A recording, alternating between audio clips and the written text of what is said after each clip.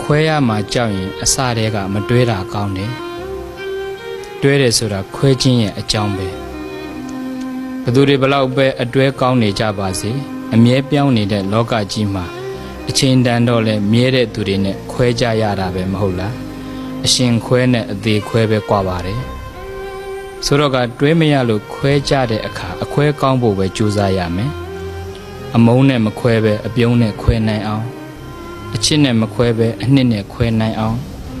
မတရားနဲ့မခွဲပဲတရားနဲ့ခွဲနိုင်အောင်အကုသိုလ်နဲ့မခွဲပဲကုသိုလ်နဲ့ခွဲနိုင်အောင်လေ့ကျင့်ရမယ်အချိန်တန်ရင်ခွဲရမယ်ဆိုတဲ့အသည့်ကိုဆင်ခြင်ပြီး